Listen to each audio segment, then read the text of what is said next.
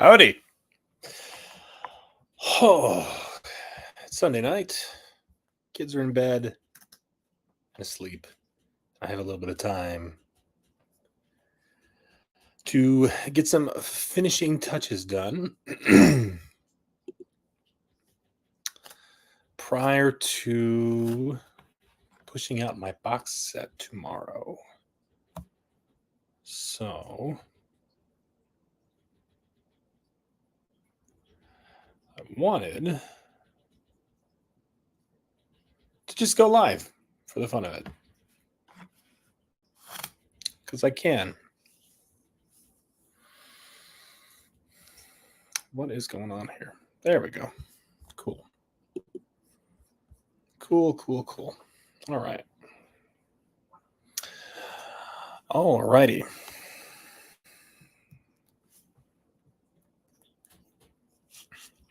So we are jumping back into Bad Bishop. I'm making some touch-ups on Bad Bishop.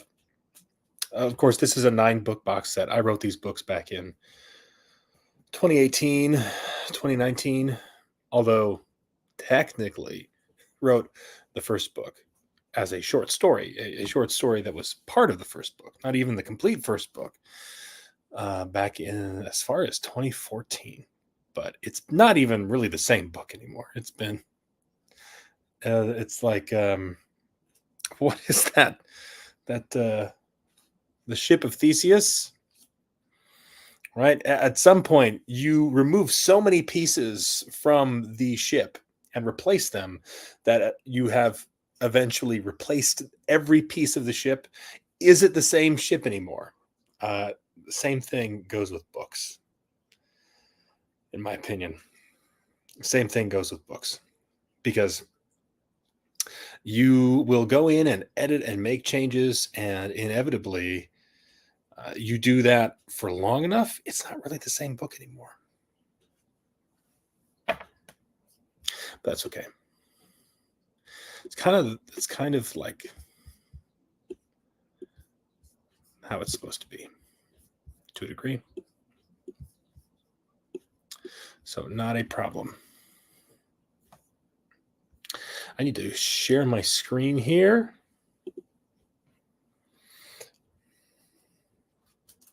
What I just described was editing. That's editing, is just taking a book that you've written and changing out little bits and pieces of it for something else that you're going to write, or something that you're going to write better, I suppose. That's the implication.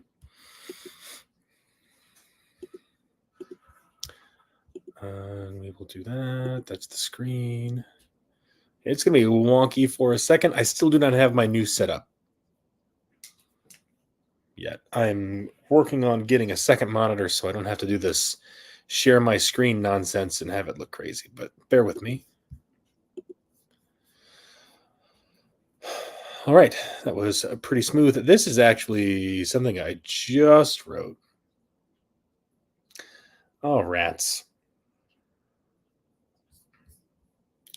Got to fix the...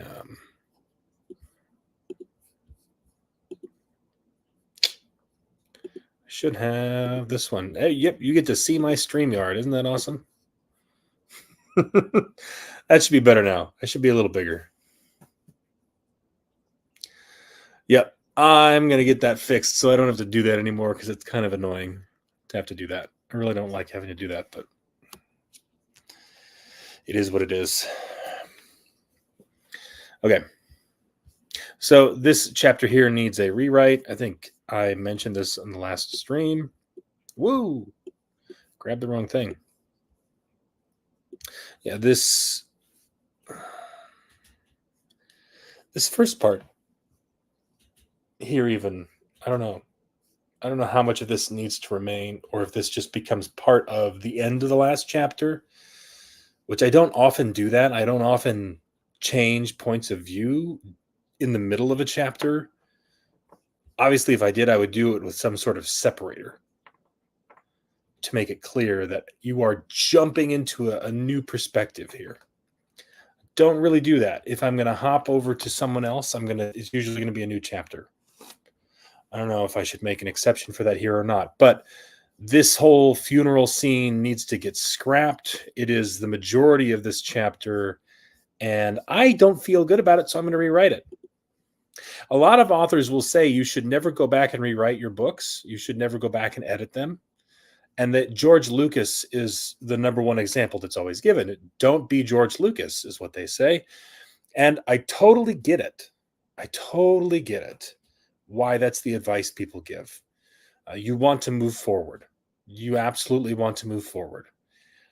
That being said, if there is something there that bothers you so much that you have to go back and fix it, this in particular, this isn't in my first book in my series. I know that I'll probably be making some tweaks here and there, little tweaks, on the first 9 books in the series. For a little while longer here until I get them massaged into a nice a nice spot where I like. Really, it's probably going to be more like the first 3 books that are really going to get some actual adjustments, and then it'll just be touch-ups, because there are some things, some terminology that I've introduced that I didn't start using right away. And so I'm just going to go back and touch that up and make sure that's consistent, make sure the terminology is consistent.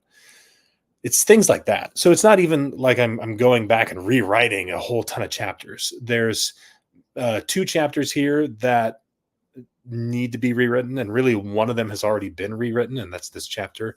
I just haven't put in the rewrites yet. Honesty, this chapter needs to be rewritten. The majority of it needs to be rewritten, because as it is now, it sucks. It stinks to high heaven. So it needs a change. It desperately needs to be changed. And so I'm going to change it and rewrite it. And it won't take me long. That's honestly maybe a half hour's worth of work. So not even anything to worry about. I'm not even upset about it. It's just, rather than going in and editing it, it's just going to be so much faster just to rewrite the damn thing. So I'll just rewrite it. Okay. So I'll probably come back to that tomorrow. I think this is a chapter that needs to be looked at, about 1,600 words. Oh, by the way, for anybody who cares, we hit 20,000 words this week written. I'm going to go ahead and hit the reset on that. That goal, this draft target, is for Automaton Hoax. We are at 11,000 out of 40,000 words. Probably going to wind up, I don't know if I'm going to go over 40 this time or not. I really don't know. Let's dive in. Abby held her pistol a few inches away from the woman's back. "You're not Messav, are you?" The woman looked over her shoulder, revealing a pale cheek. "Neither are you, Saren. Looks like we're both fish out of water here. Difference is, I know why we're here. You, on the other hand, what is Ave doing on a Messav communications outpost? I wanted a change of scenery, that's all." Abby looked over at Hurley, the duffer still focused on her task, gleaning data from a terminal. She'd been at it for a while already when their unexpected company arrived. "How are we doing there, Hurley?" "Making progress, ma'am," she replied, her eyes glued to the terminal screen. "Nothing damning so far, just a load of stuff that proves the Messav are a bunch of jerks. As it turns out, this station is pretty poorly staffed. There's less than 100 crew members on board. Are they running low on recruits these days?" Sergeant Keller asked. He had his back to the door, clutching his rifle. "More likely this is a high-security clearance station. The fewer eyes and ears on it, the better." Abby checked back with Hurley. "Any info related to the Graken?" There are some encrypted files here. I think they look promising. We should restrain her, ma'am," Keller advised. "We can't compromise our mission." "Hey, listen, I'm not here to cause any trouble. I want to get off this station, just like you do. I'm up for a little quid pro quo here if you are. No reason." So there's no name tag on this. If I can get away without using a name tag, I like to, but for whatever reason, there's no name tag here. Why is there no name tag? Do we know? Have we revealed her name yet? She's just the they woman. They don't know her name yet. But no, they have this here.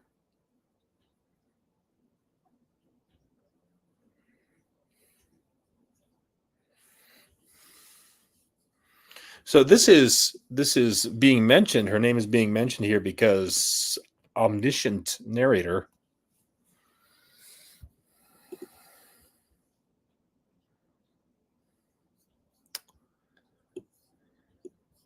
Cause she's just the woman.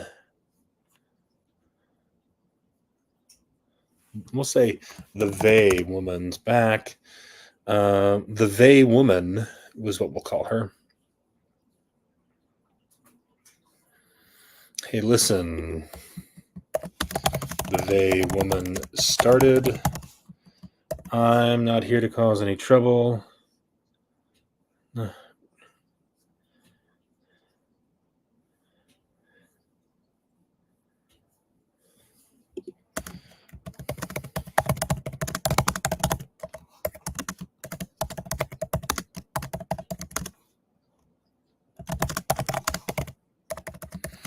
There we go. That smooths that over a little bit. The omniscient narrator is probably not the best way to introduce that, so that's probably best that I add that little bit right there. It might, I don't know. Some readers are going to read it and be confused. We can't have that. Can't have confused readers. We don't want that. So that's fine. Hey, listen, the they woman started. I'm not here to cause any trouble. I want to get off this station, just like you do. I'm up for a little quid pro quo here if you are. No reason we can't trust each other. She extended her hand. Name's Cause. And you are. Abby squinted at her. She took a step back. Turn around slowly. Cause turned about face. Shit, you were on Furladen, Abby said, realizing why she looked familiar. You're that woman on the security footage from the mining facility. Oh, she's still okay. So she can't extend her hand. She because she's got her back to her. Okay. Now I'm in the scene. Now I'm really there. This is see, you think that authors remember what they wrote? We don't. We don't. We don't remember. We don't remember what we wrote. We remember the big stuff. We definitely remember more than readers do when they read a book, right? Like you might read a book and you'll remember how it made you feel and you'll remember the big plot elements and you'll remember things about the characters. Obviously, as the author, we probably remember I don't know. I don't know if it's a matter of more, or maybe it's just different stuff that we remember. It's probably different stuff. But obviously we should remember more, but we still don't remember everything. So yeah, no, I had to, and this is why I listen to my books on text to speech playback as I edit them. It's a sanity check. It is all it is. It's really just a sanity check and a chance for me to actually hear the words out loud, so I know how stupid they sound. Right? She looked over her shoulder, or she glanced. There we go. Turn around slowly. That's better.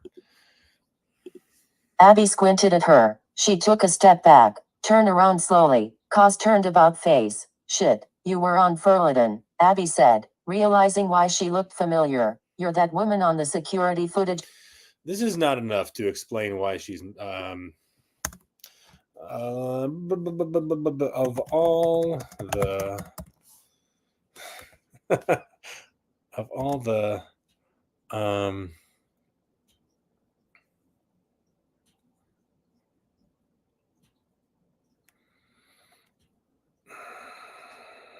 Of all the...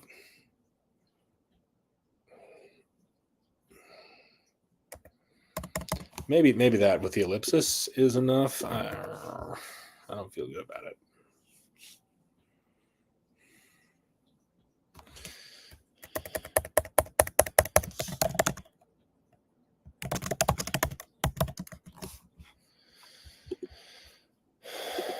You were on Furladen, Abby said, realizing why she looked familiar. No, You're the... I know what it is.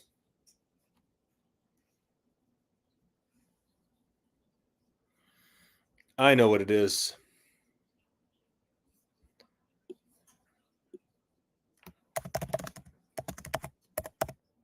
Just my luck.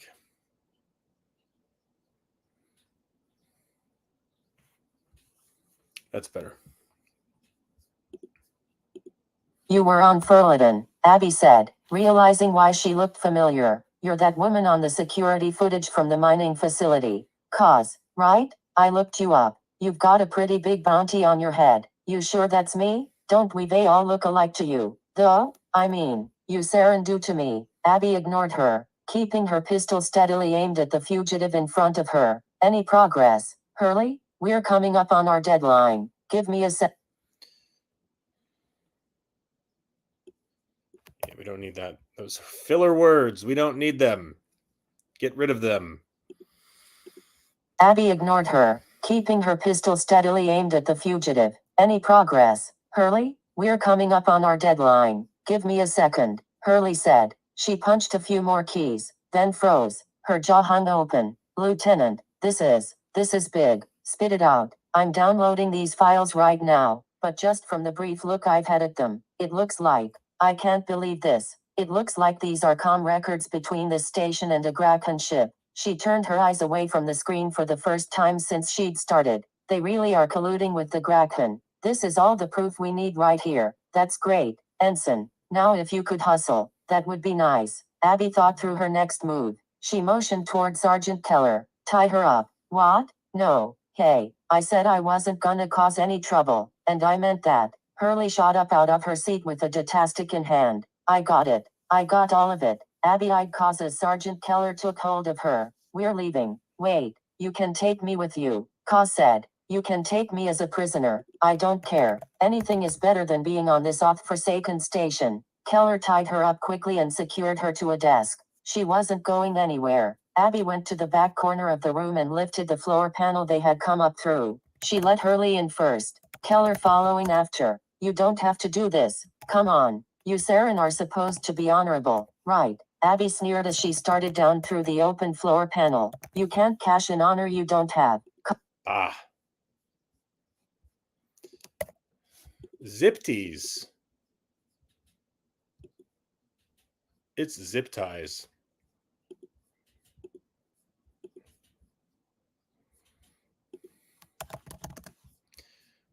That'll work. Keller tied her up quickly with black zip ties and secured her to a desk. She wasn't going anywhere. Abby went to the back corner of the room and lifted the floor panel they had come up through. She let Hurley in first, Keller following after. You don't have to do this. Come on. You Saren are supposed to be honorable, right? Abby sneered as she started down through the open floor panel. You can't cash an honor you don't have. Cause shouted after her as Abby climbed down. You're fucking kidding me. I'm gonna get out of here and find you. You worthless Saren bitch. Abby closed the floor panel above her head, dampening the sound of her voice. They began their crawl to the airlock of the maintenance tunnel. What's going on, Hurley? How close are the Messav to finding us? Abby asked. Hurley was frantically checking her datapad, crawling on three limbs and trying to manage her datapad with the other hand. I don't know, ma'am. This is a mess. Now that the alarms have been tripped, it's getting a lot harder to navigate the system. Forget it. Just put the damn datapad away and hurry up.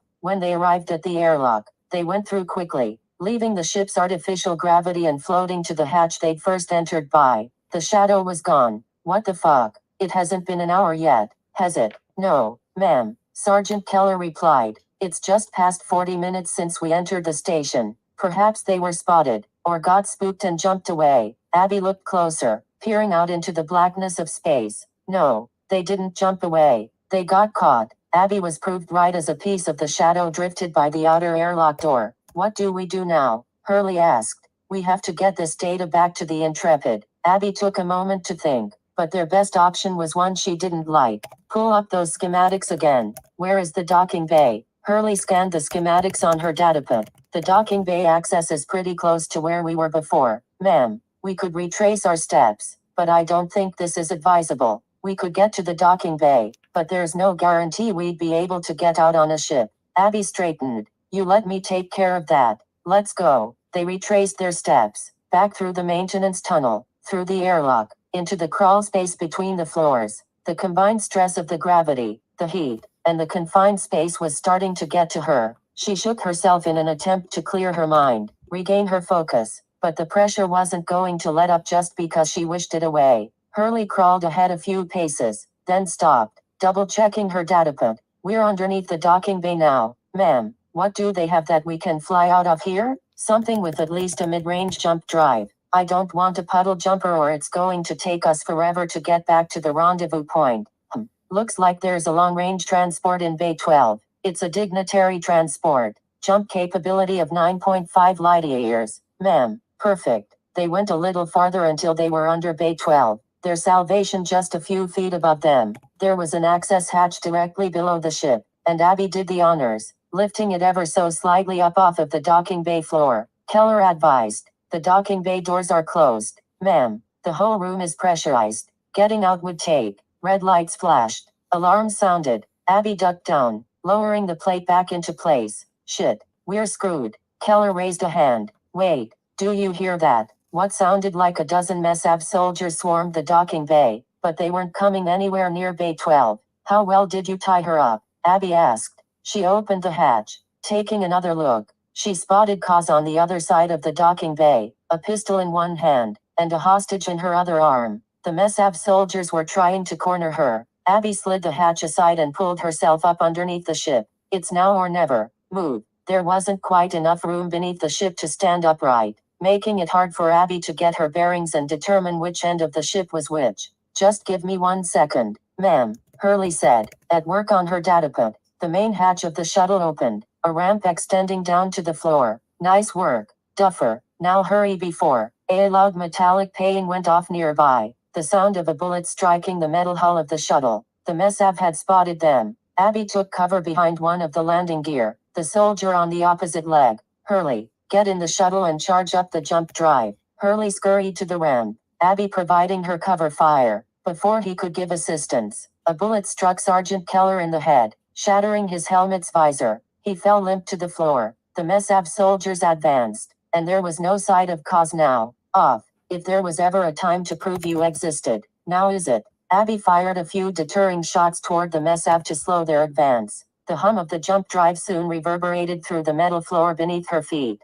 She anticipated her opportunity to run for the ramp, but each time a bullet would come too close and she would hesitate. Sprinting to the ramp took more courage than she thought she had, but when she made it inside the shuttle, she couldn't feel relieved. Hurley was at the helm, desperate. There's no way we can leave, ma'am. I can't open the docking bay doors manually. Abby took the seat next to her and buckled herself in as the ramp retracted and the shuttle door closed. Is the jump charged? Yes, ma'am. Abby entered in the coordinates of the farthest jump they could make and punched the button. The moment of turbulence was intense. Performing a jump while inside a pressurized vessel was never advisable, but it was the MESAV soldiers who likely perished, not them. After the ship stopped shaking, Abby was relieved to feel weightless again. We made it. Overtaken by nervous laughter, she removed her helmet. We made it, Hurley gasped, going stiff in her seat. Abby looked over and found Kaz holding a gun to her head. That's right, she said with a smile. We all made it. Okay. Okay. Got a few things here to touch up. All right. Sometimes I make comments like this because, again, I forget things. And this is great for me to know. When I look back, I can find these comments. I don't delete them. I keep them. And I know, okay, yeah, that ship got destroyed. Good to know. I needed to know that. So combined and confined in the The combined stress of the gravity, the heat, and the confined space. That's just a lot of einds. It's like it's rhyming. That doesn't sound right. So of the confined, I mean, let's just say the stress of the gravity, the heat, and the confined space. That's fine. We'll drop a word. If you can drop a word, always drop a word. It's a dignitary 9.5. And if you say that out loud, should there be a dash there? Maybe there should be.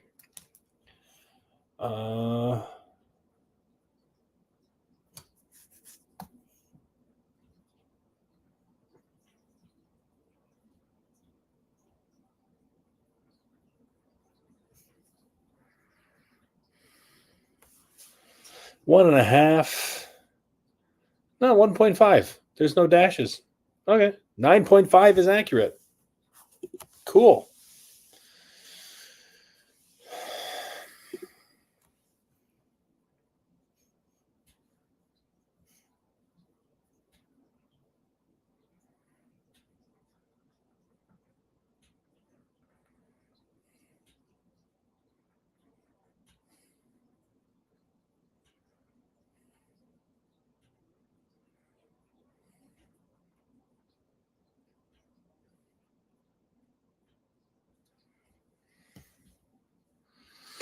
Okay. Sorry. The soldier on the opposite leg. What does that mean? What do I mean by that? Abby took cover behind one of the landing gear. The soldier on the opposite leg. I think, does she mean Sergeant Keller? Or do I mean Sergeant Keller? Sergeant Keller across from her on the opposite leg. Get in the shuttle and charge up the jump drive.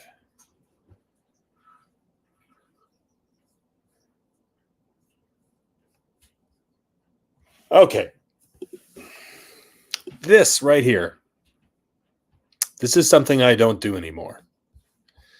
I no longer like to write thoughts in italics. And my editor explained this to me once in a way that made a lot of sense to me. And so since then, I have stopped doing it. And this is an example of why I go back and do touch-ups sometimes. Because a reader is going to read this, and maybe they're fine with it. Maybe they're not. Maybe this turns them off. I don't know. Right? I'm not very good at knowing what turns people off. But somebody's going to read this. Just ask my wife. That's all I'll say on that. Somebody's going to read this, and they are going to see this, and maybe it's not their thing. Maybe they're not interested in it.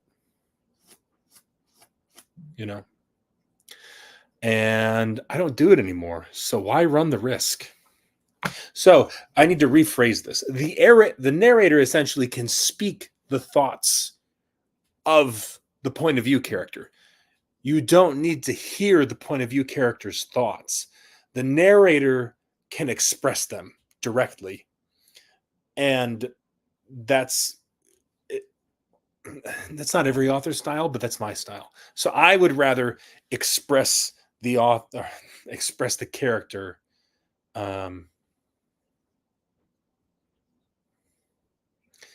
The character's thoughts. Sorry, I got a text from my wife.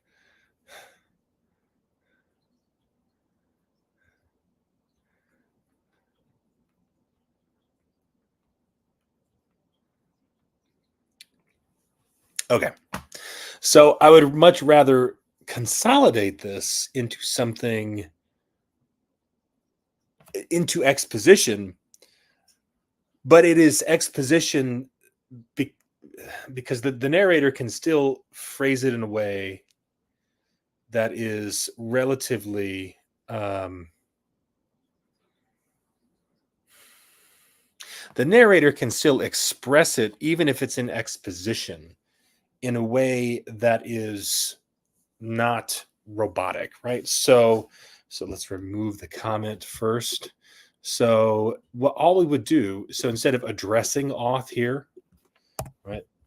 So if there was ever a time to prove he existed, auth needed to do so at that moment. that's what we're starting with. Well, let's see if we can get this a little bit smoother.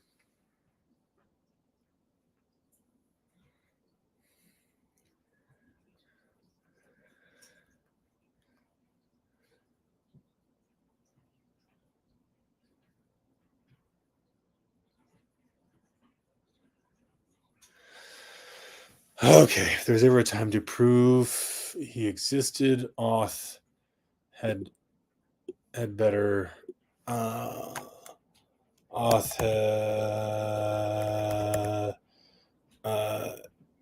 if there was ever a time to prove he existed, auth's opportunity was now. There we go. I like that better.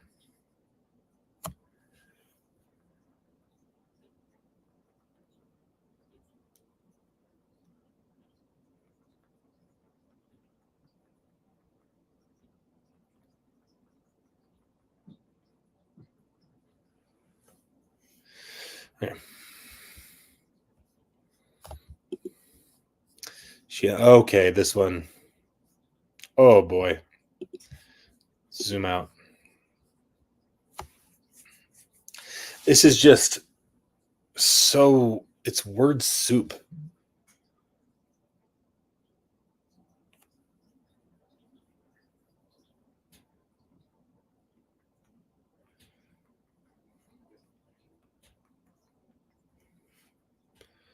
Okay.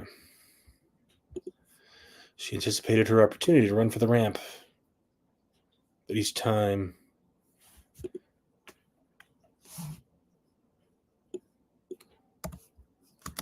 she worked up the nerve, but a bullet shot past her or zipped by. Abby hesitated.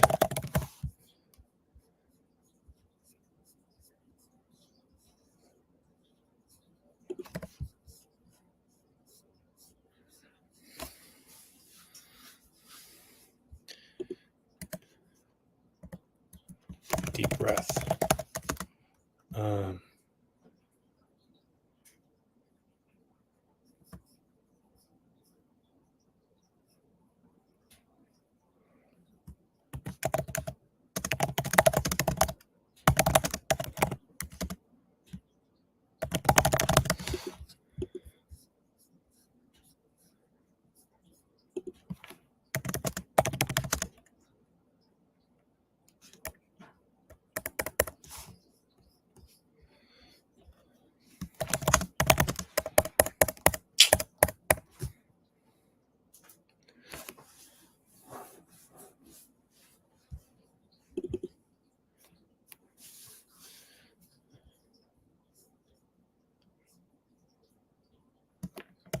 Sprint. There we go.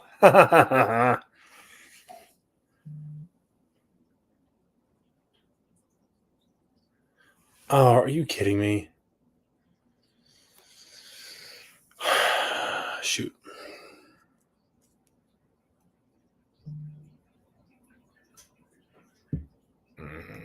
Meh. Okay. Okay. More courage than she thought she had.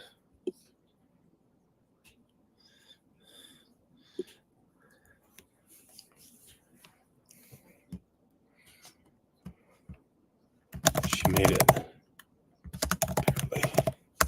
Barely. Just barely. Several shots came close to ending her. She wouldn't call herself brave, but she did what she had to. That's just words? That's just words. She stumbled up the ramp into the shuttle, but couldn't allow herself a moment's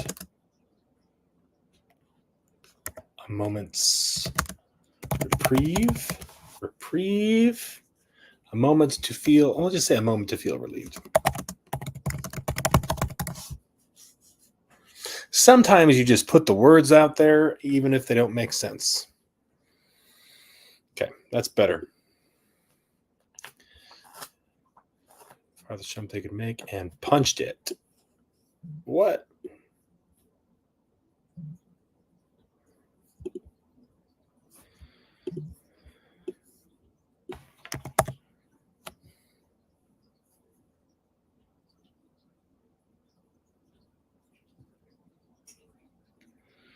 I don't even know what I'm looking at.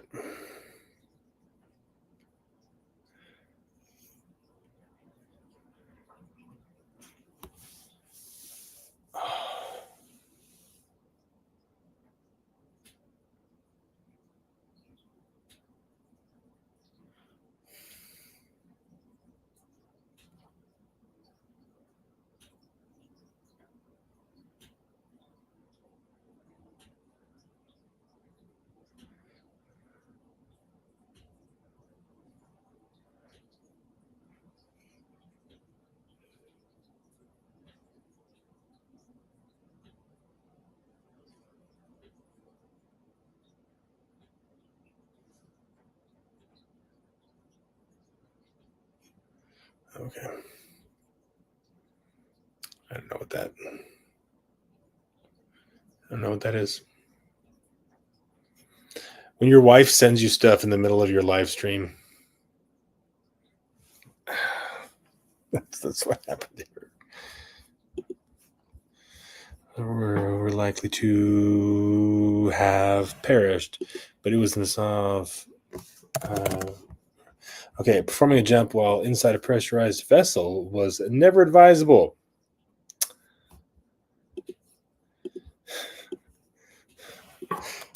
But they wouldn't be there for the aftermath or the consequences. They wouldn't be there for the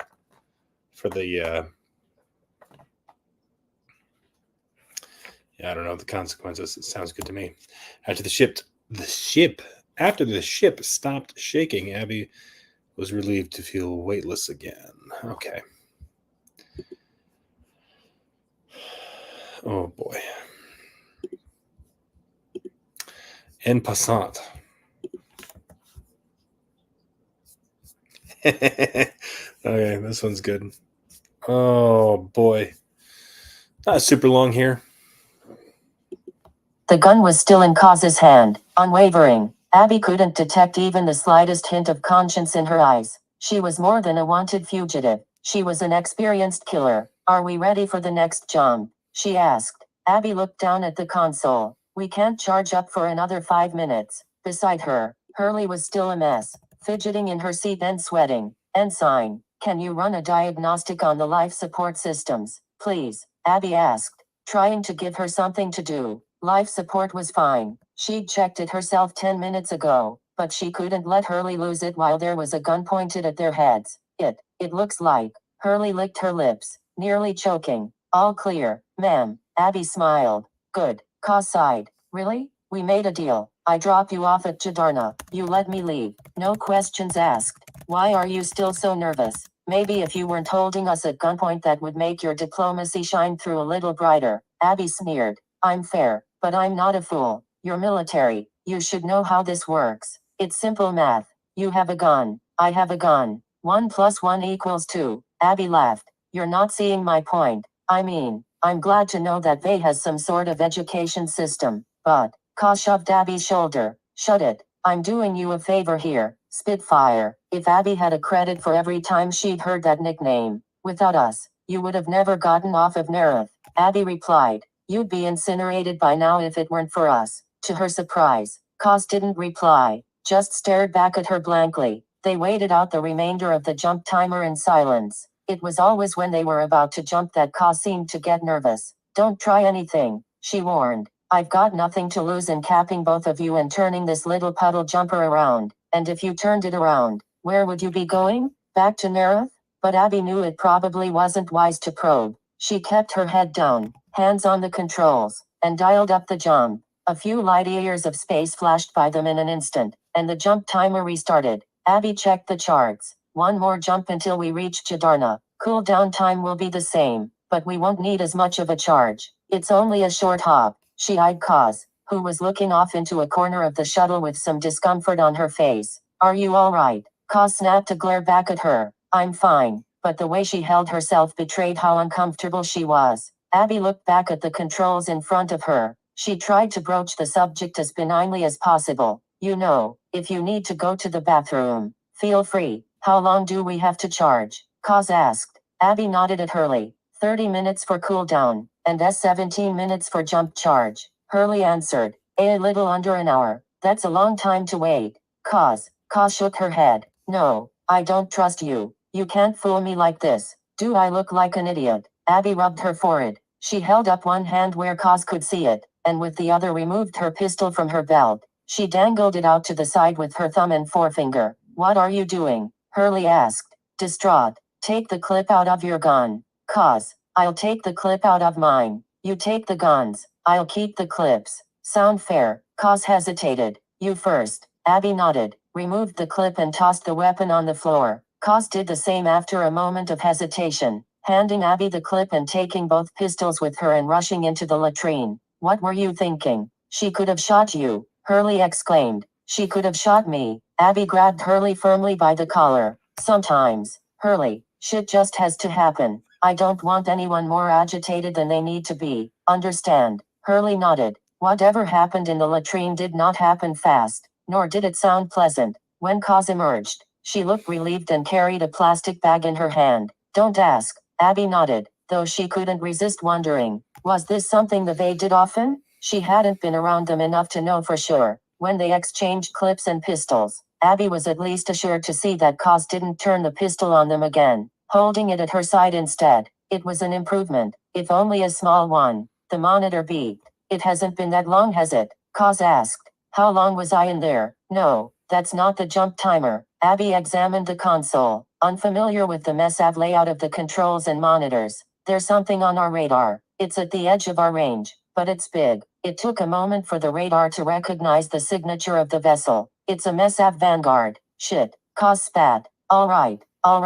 Stay calm. Do they know we're here? They're hailing us. Abby looked at Kaz. What do you want me to do? They'll be here long before we're ready to jump again. Do you feel up to talking? Kaz bit her pale lip. Open the comm, but only say what I tell you. Abby initiated the comm. A deep voice broke the silence immediately. This is the MESAV Vanguard. Assured fate. Why did you not respond immediately to our hailing of your vessel? Abby held the comm on mute. Kaz frantically gestured for her to respond. Apologies. She cut herself off, then deepened her voice. Apologies, sir. She could feel the captain of the Assured Fate squinting at her. Your current trajectory projects you to be entering Sarin space. Is this correct? It is. You must forego your current course. No vessels are allowed to cross the border point at this time. Do you need docking assistance? Abby looked to Kaz and found her beside herself.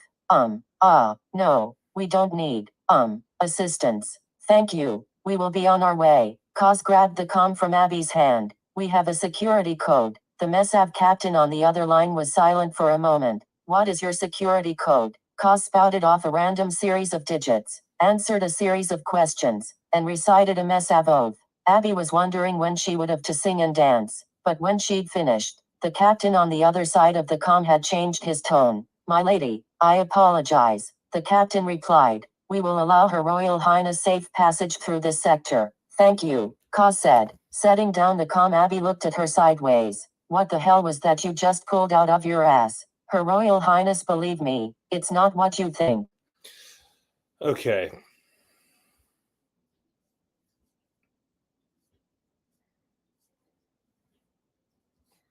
Okay. Interesting here. Okay. 1 + 1 = 2. I have a comment on this one because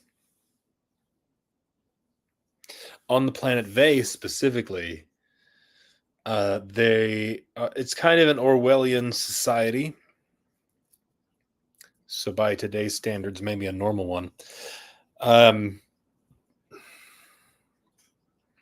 it would be funny if she said 1 + 1 = 3.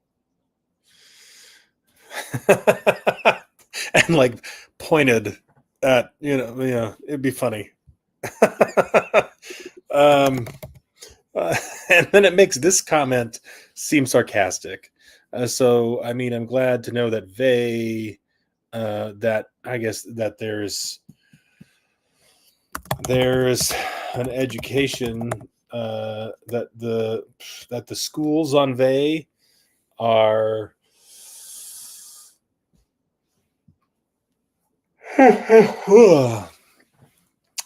I'd say, man, you guys all got to see me stretch there in my glory. That's amazing. You witnessed it. Lucky you. I mean, I'm glad to know that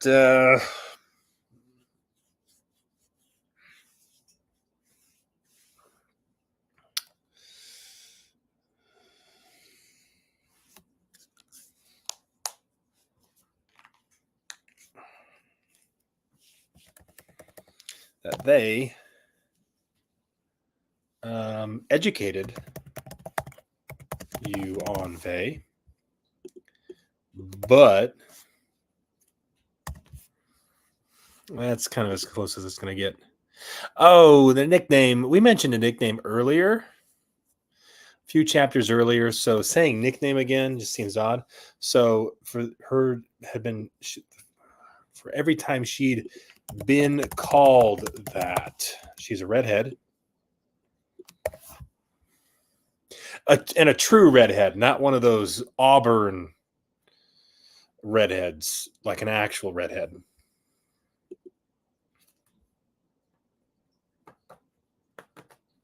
So we used puddle jumper in one of the last chapters to specify a ship that can't jump very far. So now her calling it a puddle jumper sounds off. Sounds odd. It sounds odd because it's like she's calling it a puddle jumper. The astute reader would understand that Kaz doesn't know what she's talking about because she's Vey. But I don't know that the reader would be familiar enough with the characters at this point. This is book 1 for me to do that. And so sometimes when the characters are new and the reader is still figuring them out, you have to be careful not to assume too much, not to assume too much familiarity. Let them warm up to the characters, and then in time, you could make a joke like this. And I do. I do, in fact. You just have to ease them into that, get them used to the characters first, or it has to be done in a way that is unambiguous, very clear. Right? This is the joke I'm making. I'm poking fun at this character. Right? Okay. And turning this little puddle jumper. She also probably knows it's not a puddle jumper, actually, in context, because she's familiar with the shuttle. This little shuttle around. And then here, more thoughts that need to be changed to... and if she turned the shuttle around, where would she go? Back to Nerith?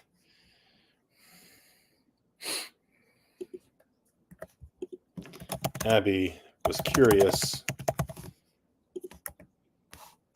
but she knew it probably wasn't wise to probe. Yep. Highness is accurate if she is...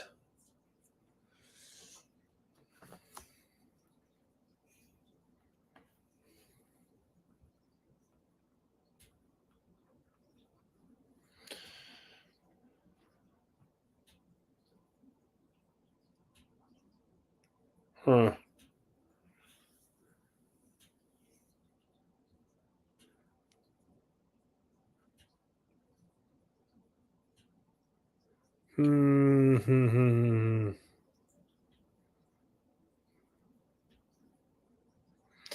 Yeah.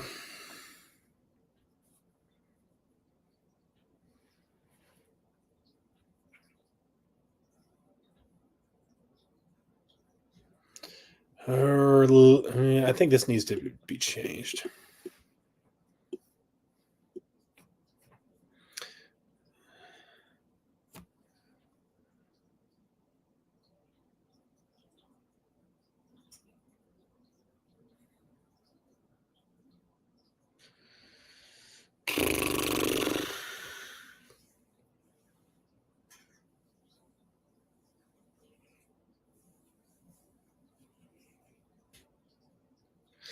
Because Highness is not great. It implies royalty, which is what I'm trying to imply, but it makes many questions. I'll leave it at that. Yeah, okay. And the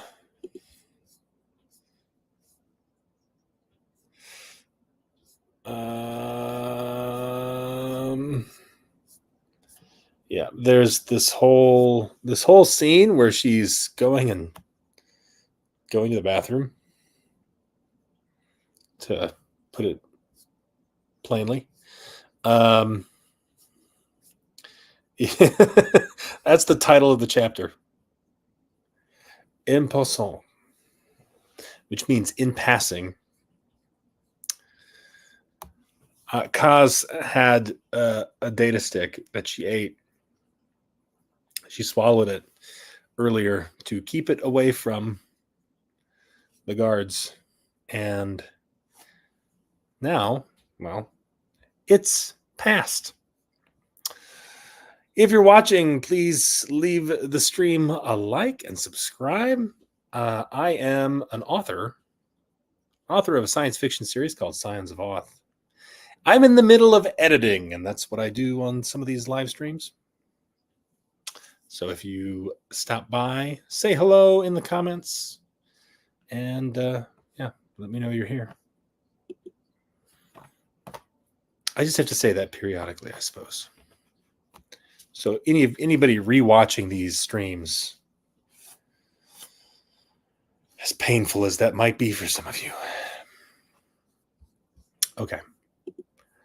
This is, let's see, we've got 2, 3, 4, 5 chapters that really need to be rewritten. So yeah. Not rewritten, edited. What do we got here? 5,000 words. Oh, boy. That's going to be a bit, it's going to be a bit much. We'll be making our final series of jumps shortly, Captain. Gerald opened his eyes, glancing over at Kars from his seat on the hopper. He was between a state somewhere between sleep and wakefulness that lingered a few moments. Whatever the case, it wasn't restful. He could never rest well on long shuttle trips, especially when multiple jumps were involved. Maybe fleet rotations weren't so bad after all. Sure, you were stuck somewhere for 3 months at a time, but he would trade the headaches and excitement of hopping around the glum for a boring post in the middle of nowhere any day. You'd think they could have given us a hopper with a better jump drive. Save us a few jumps. Gerald sighed. Could you get me some water? Ensign. Yes. sir. Gerald sat up in his seat and rubbed his forehead. Remind me to never get that involved with a mess like this again. Karis brought him his water. Duly noted, sir. Though, I don't think there was much that could have been done to avoid it. We were stationed there on the Admiralty's orders. Gerald took a cold sip from the cup in his hand. Karis didn't need to know the backstory on how they were stationed there. Gerald had tried hard enough to forget that on his own. I for one think you did the right thing, sir. With Furladen, the tribunal, and the adjudicators. They might not be listening to us now, but you stood up for your crew. That's what a good captain does. Well, I'm glad you're convinced. Karis, you're not, sir. Gerald looked down at his hands. It was usually at this point of a long trip that he would long for his wife's company, her smell, he'd touch. His absence would give him time to reflect, resolve himself to be a better man for her, but she wasn't waiting for him back on Intrepid this time. What did it matter if he was a good captain or not? He was a terrible man. Gerald stared blankly at the gray wall of the shuttle. You can only make so many mistakes before they start catching up with you. Karis blinked. I don't know what you mean, sir. He shortly figured it out, judging by his expression, not saying a word. Tassila. Gerald downed his water, crushing the cup and tossing toward the disposal unit. Missing. Tassila. The pilot announced the next jump over the comm. Gerald took a deep breath and closed his eyes. It was a smooth jump, but there were a few more left before the rendezvous point, and Gerald didn't know if he could handle any more. Sir, the pilot said, there's something you need to see here. Gerald got up from his chair, stretching his stiff legs and back. He walked toward the front of the shuttle and entered the cabin. What is it, sir? There appears to be a blockade up ahead of us. It's Messav, sir. A few Centurions and several vanguards. Gerald shook his head, looking at the view screen. They just don't quit, do they? We can jump past them, sir. We're far enough off that they won't know we're here unless they're looking for us. This is Saren space, Lieutenant. I'm not going to just let them off with a verbal warning. Sir, catalog these coordinates. Lieutenant, I want message beacons out to every member of the fleet that's in range. Gerald looked over his shoulder at Karis. Get settled in. We might be here a while. They're hailing us again. Sir, it had been like this for a little over an hour now. Gerald was laid out on the cot in the corner of the shuttle. Deny it again. Ensign. Yes, sir. They're gonna get annoyed with you. Captain, hollered the pilot from the cabin. Messav aren't known for their patience. In case you weren't aware, Gerald liked this guy. He spoke his mind. That kind of interaction wasn't something a captain got very often. If Gerald ever wanted to be tested, he had to start an argument with Grell. I'm well aware, Gerald shouted back. He looked up at Karis, who was pacing about the shuttle. The kid needed something to take his mind off of the sense of impending doom. Any word from the fleet? Karis shook as though out of a trance. He checked his datapad that he had tucked under his arm. Still nothing, sir, but they may not be sending a beacon back if they think this is serious enough. Gerald nodded. We can only hope. The comm sounded. The Messav are hailing once again. Denied. Yes, sir. What do you think they want? Karis asked. Could they be preparing to attack? Gerald laughed. Don't be a duffer. They're testing us. They want us to attack. For now, they're getting away with all of this, and they know better than to push their luck. If they can get us to cross the line, then the lines don't matter anymore. The pilot hollered at them again. Sir, the CSS Vigilant has joined us. Gerald popped up out of the cot and walked over to the console. Open a comm to Colonel Gammon. Vid please. The comm rang no more than twice before Colonel Gammon answered. Gerald saluted. Colonel, glad you could join us. Colonel Gammon laughed, a broad smile across his umber lips. You sure know how to throw a party, Chair. What did you do this time? Insult their mothers? No, sir. You know me better than that. It's what your father would have done. Off rest his soul. Any movements in their blockade? Gerald shook his head. None, sir. They keep hailing us every 20 seconds or so. I thought they would have gotten the hint. I suspect they're trying to taunt us. You'll need to start answering soon, Gammon said. Karis reported. CSS Steadfast and CSS Indomitable have joined us as well, sir, and the Intrepid won't be far behind, hopefully. Go ahead and hail the Messav vessel. Ensign, they're already hailing us, sir. Gerald smiled. Excuse me, Colonel, I have to take this call. Gammon's hearty laughter was cut off as Karis initiated the comm with the Messav.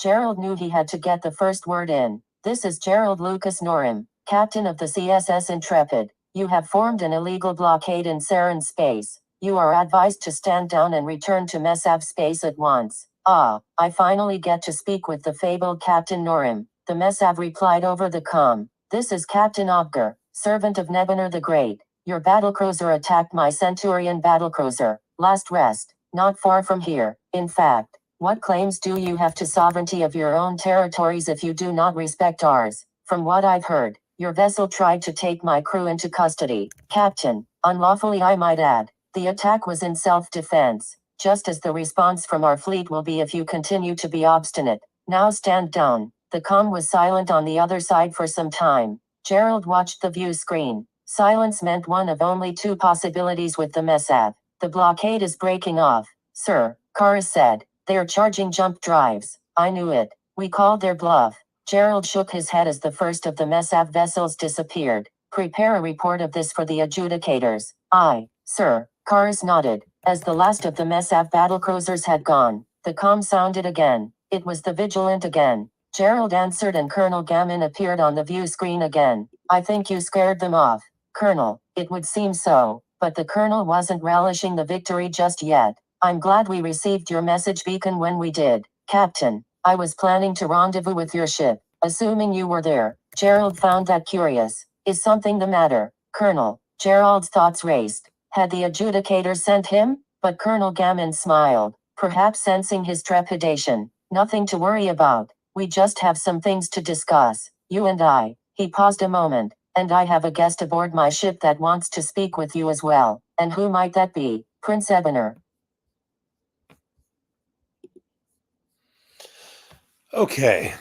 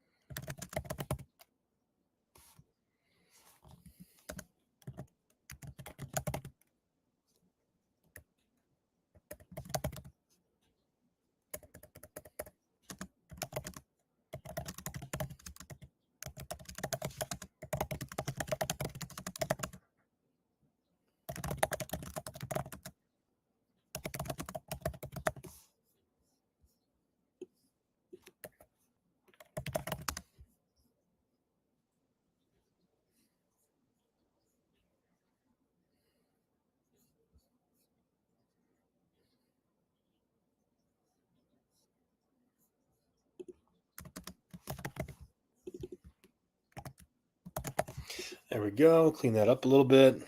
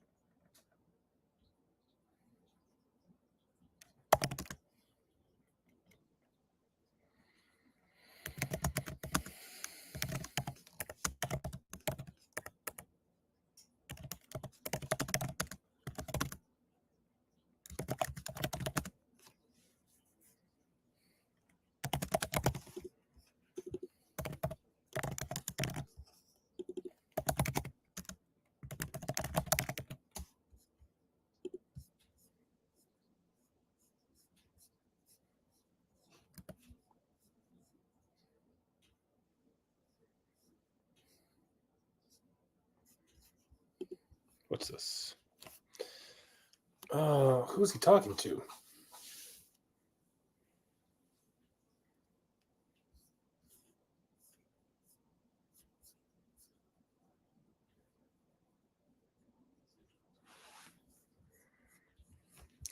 Yeah, I think we'll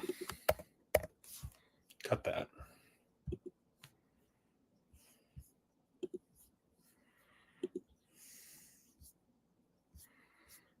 Mm-hmm. Abby remembered her last visit to Jadarna being a bit more relaxing. 2 weeks off from tactical school, relaxing at an island bungalow near the planet's equator, sipping drinks in the sand beneath the system's twin suns, long nights spent partying. This, by comparison, was no vacation. Kaz nudged her in the back with her pistol, which had reared itself again as Kaz became more paranoid. Get in. Abby and Hurley entered the small escape pod of the shuttle with just enough room for their knees after they buckled in. Kaz braced her pale forearms on the frame of the door. Your authorities will be expecting you. There's enough air in this pod for 3 days, but I think you'll be rescued before then. So reassuring. Kaz feigned a smile. I know. She touched her hand to her heart. Well, ladies, I've really enjoyed our time together. So much bonding took place, but it's time to say goodbye. Kaz punched the control to shut the pod door. After a moment of pressurization, the launch sequence began. Do you think she really contacted someone from the fleet?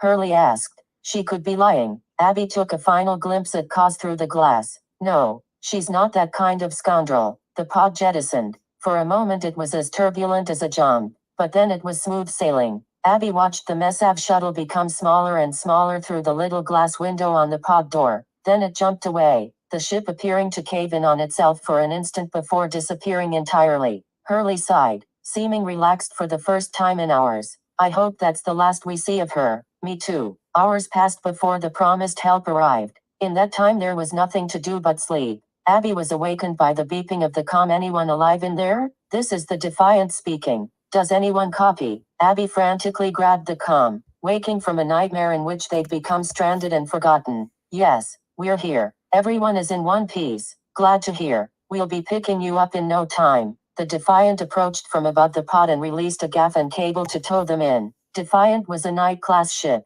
a fleet runner, about half the size of the Intrepid. After the whole procedure of compression and airlocks, Abby and Hurley were brought out into a holding room. A handful of Saren Marines were there to greet them. If you'll have a seat over here, a nurse will come by to assess your current condition, said one of the Marines. Abby thought of Keller and the rest of her crew who had died on the Shadow. In light of their loss, would her actions be viewed as foolishness? She hoped the data was valuable enough to prove she'd acted wisely, the ends justifying the means. Abby and Hurley sat down on a cold, metal bench and waited. A tall, blond man entered the room wearing Saren grays. Abby stood to salute, but he waved her off.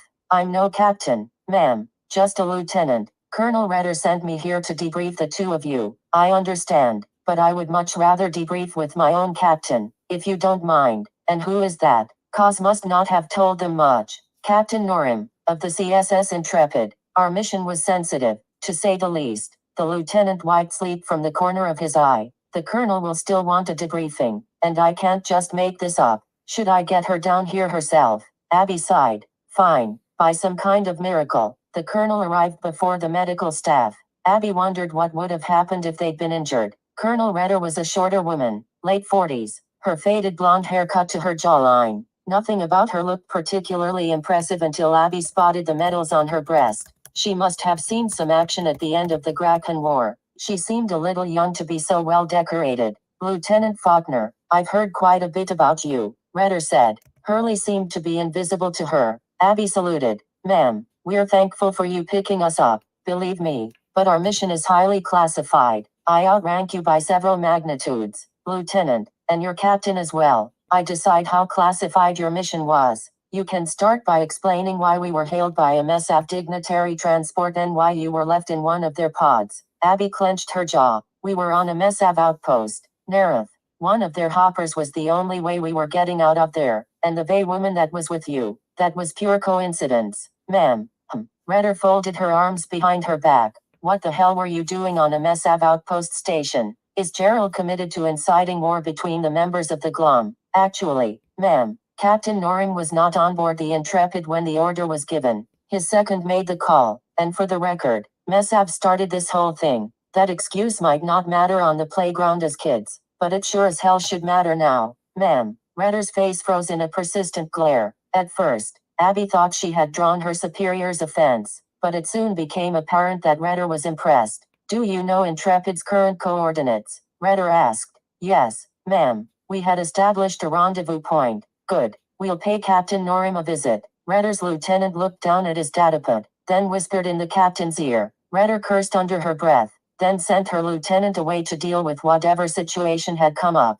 Duffers. Redder sighed. The XO is off ship for a few weeks, and I'm left babysitting these fish. You know, we could use someone like you on this ship. Abby smiled, accepting the compliment, but she had no intentions of leaving Intrepid. Or Gerald. Is something the matter, ma'am? Redder placed her arms akimbo. Jadarna is a shithole system, Lieutenant. We're getting called into the Corps. Apparently, there's some interesting activity going on there. Hurley blurted out. What about us? Redder looked at her as if she had just noticed her there for the first time. On my vessel, you do whatever I say. Abby stared long into the colonel's eyes as she kept them waiting. I'll give you a hopper. You get the hell out of here before we jump. Which is in 10 minutes. Am I clear? Abby nodded. Yes, ma'am. When we've wrapped up this situation in this system, we'd appreciate a visit with your captain, Lieutenant Faulkner. Abby swallowed her annoyance. I'll see to it, ma'am. Redder promptly left. Abby hoped whatever was going on at Jadarna would keep her busy for a while.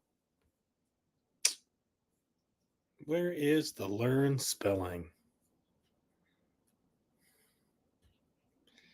Is it right in front of me and I'm not seeing it?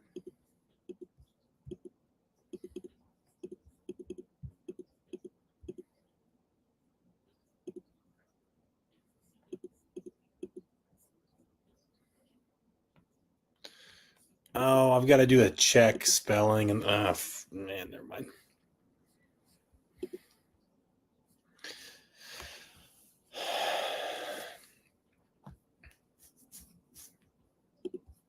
Going on in the Jadarna system. Okay. Repetitive.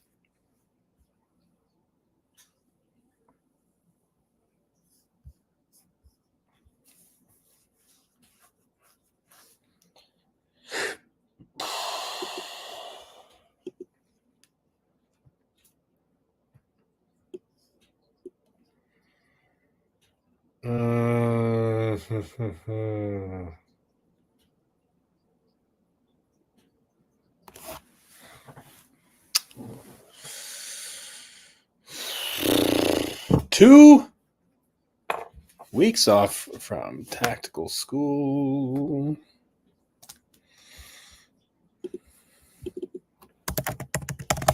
I'm a millennial. That's a word. Chilling on an island bungalow. In an island bungalow. At an island bungalow. In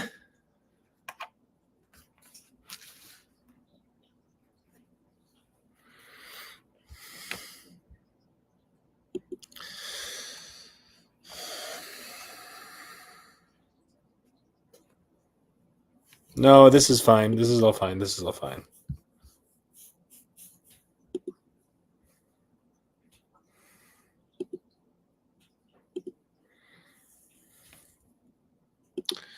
Yeah, I'm ignoring that one. Scene action at the end of the Grackon War. That's good. Just remove the italics. It should be fine. Though she his second made the call. I made a note on this one because if I go back here, first of all, there's that.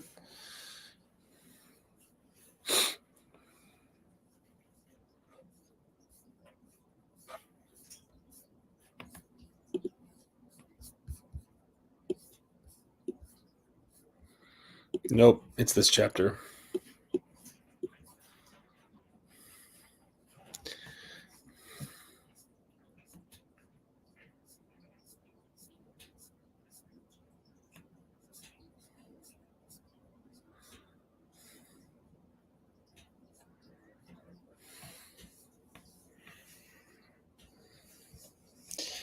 Meet up with us. Stay off radar. Take some. What are we saying here? Take some.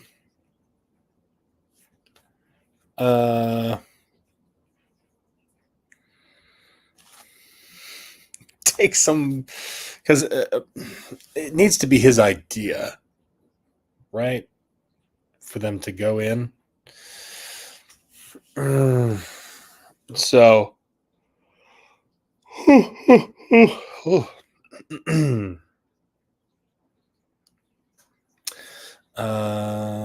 take a stealth hopper, stay off radar. Take some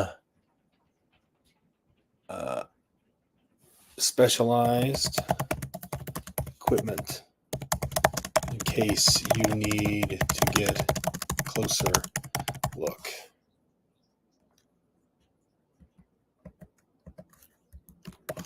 Closer look, sir. Roll. Raise an eyebrow. I think you know what I mean.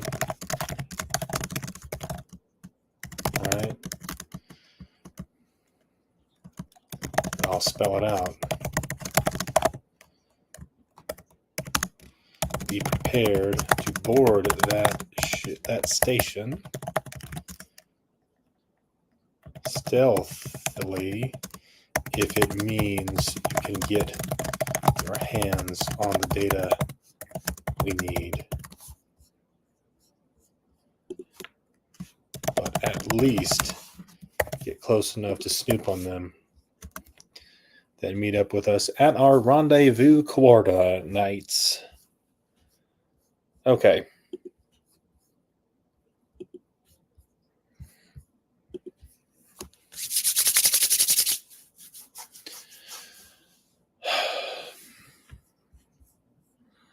This chapter has already been rewritten. It is huge for chapters that at that time.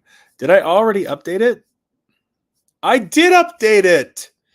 So this has the new text in it already.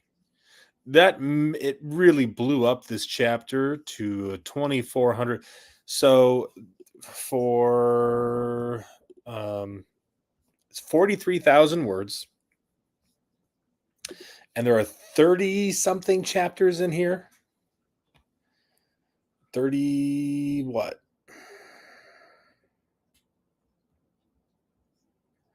Let's see. Am I going to have to count them? Is there a way to number them? No, I'll just do this. Oh, shoot. I just remembered something I have to do in the next 30 minutes. Whoops. Yeah, that would not be good.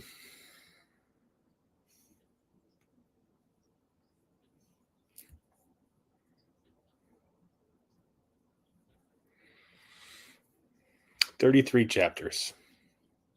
So 33 chapters.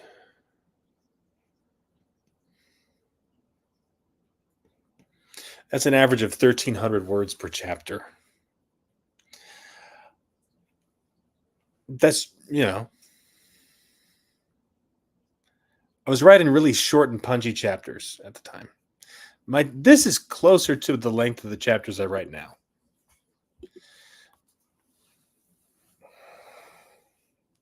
But at the time I was writing shorter.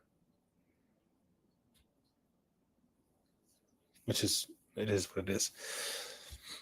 This does need a once over, but I'm not going to do that on stream. That will take a while. So just a few. There's 3 short chapters here, so let's just do these. Get them done.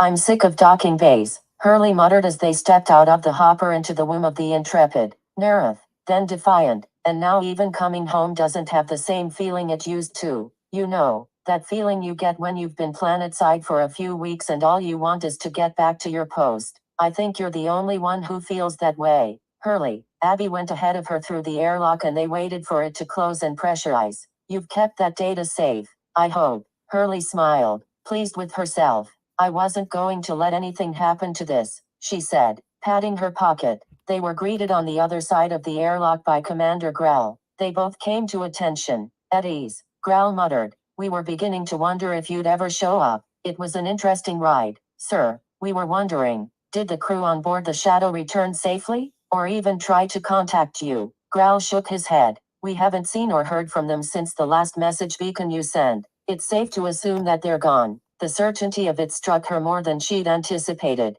She'd still been holding out impossible hope. They had been under her command. They were her crew. The mission was completed. But at what cost? Abby received the data from Hurley and presented it to the commander. This better have been worth it then, if their lives were the cost we paid to get it. Growl waved her away. Hang on to that, Lieutenant. Ensign Hurley, you're dismissed. Hurley left promptly, yet hesitantly. Something was up. Walk with me, Growl said. They walked down the hall to the lift, and took it to the upper decks. The captain is back aboard and is in conference with Prince Ebener of Messav. Abby thought she had misheard him. The Prince of Messav? The one who testified against us at the tribunal. The lift came to a stop on the floor of the bridge. It's strange shit, Lieutenant. I'm not gonna lie, but the captain seems to trust him. They stepped out of the lift and spoke not another word until they reached the bridge. Abby and Commander Growl entered, finding the bridge vacated of all staff except for 3 standing around the master Tadla base. Abby saw Gerald and her heart fluttered.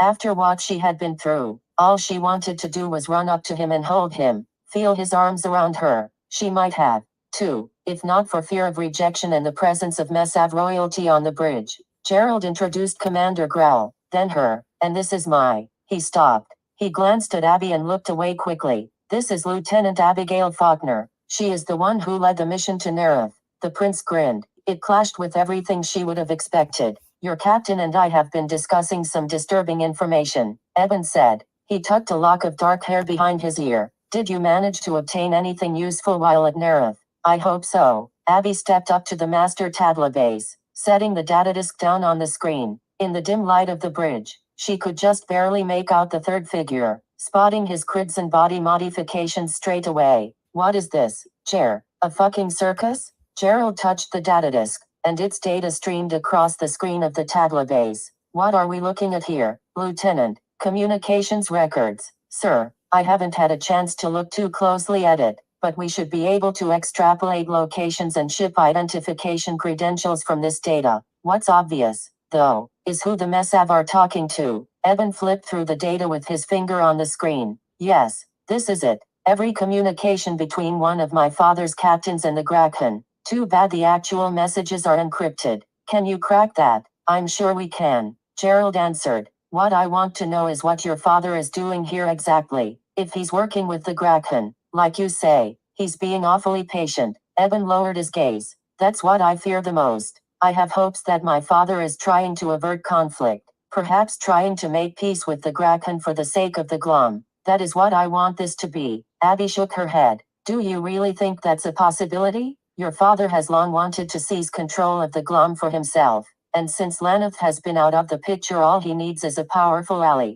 If he's working with the Graken, it's not with peace in mind. I'm afraid I have to agree, Commander Growl said. The loss of Laneth threw off the balance of the Glom even when it was fresh some 30 years ago. With all that's going on now, all I have to say is if it looks like a trap and smells like a trap, Growl grumbled. Those Messav battlecruisers wouldn't have attacked us unless they were trying to hide something. That combined with their secret operations on Vizgar and Graken ships fighting beside their fleet, there's no good side about this thing. Eben shifted his gaze to the Tadla base. What are you going to do about this? Gerald asked him. How much can you do about this? I don't know. As much evidence as we have here against my father, it still might not be enough.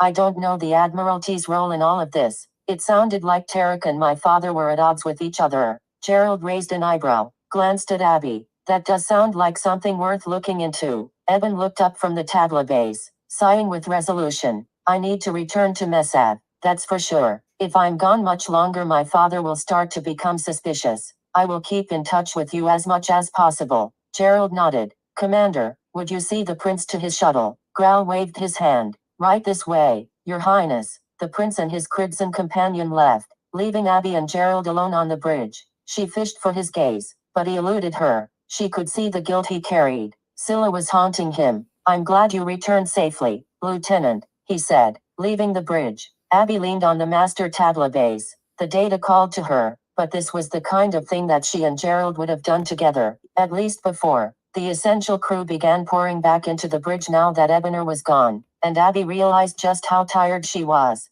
Too tired to deal with the hushed gossip and questions from the duffers. The data can wait for tomorrow. The tabla base blinked in agreement. Oh boy. They're coming through an airlock. Why are they coming through an airlock? Look at my bald head. Huh.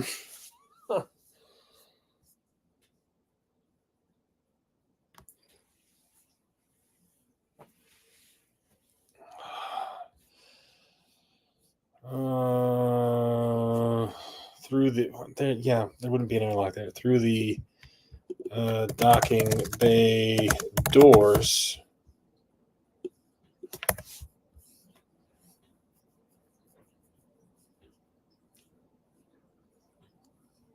Of the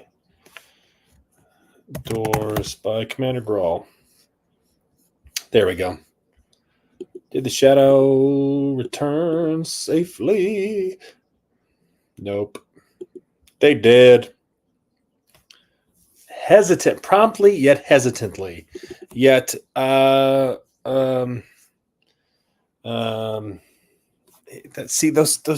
doesn't make any sense. Promptly yet hesitantly. You don't do something promptly and hesitate. So that's not how it works. It doesn't work that way. Hurley left promptly. Yet, it was clear she wanted to linger.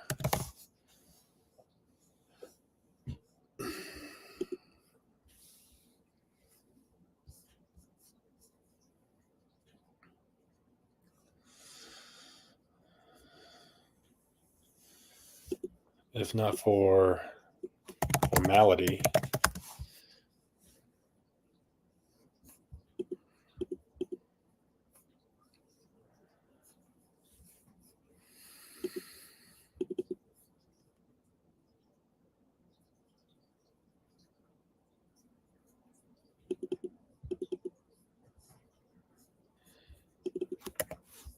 Yeah, what was I trying to say there that made no sense?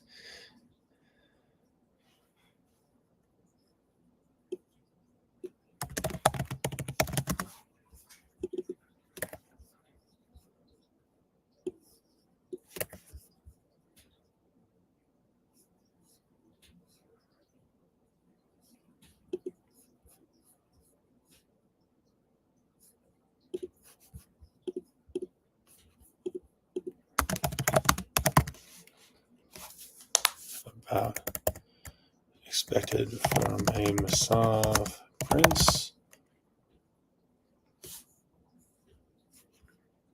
He clashed, seeming neither arrogant nor pig-headed.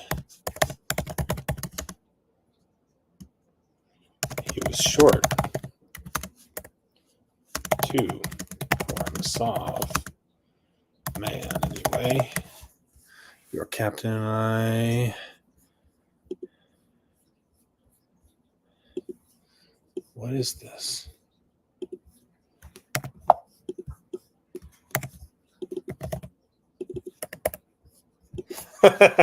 Yep.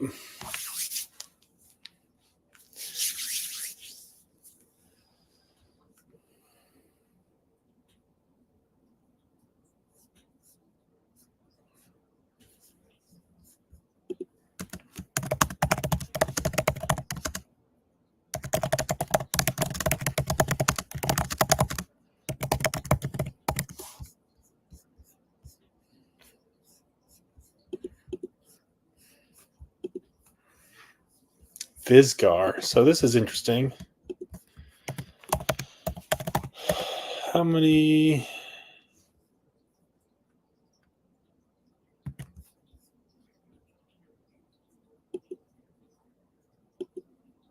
Okay, twice.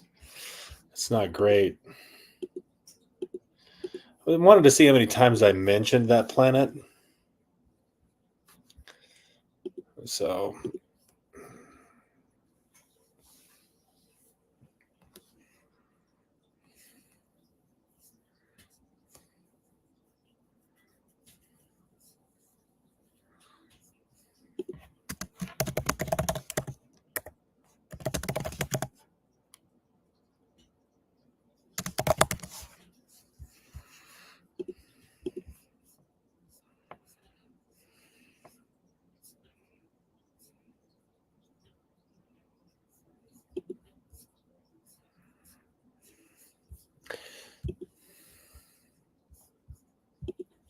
okay. We're gonna need to call. We're gonna need to call it there. All right, kids.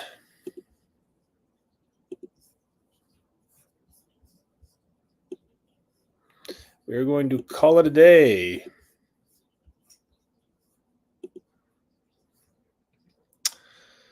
Thank you for watching. Whether you're watching live or watching the replay, the boxed set for Scions of Oth, books 1 through 9, will be releasing tomorrow. I'm just putting a few finishing touches on some things, and it will be out there for everybody. And then I'll have a few more finishing touches here or there. Minor things, not going to change the story. But I got to put it out there. I said I would do it, and so it has to happen. Anyway, that's it. Toodaloo.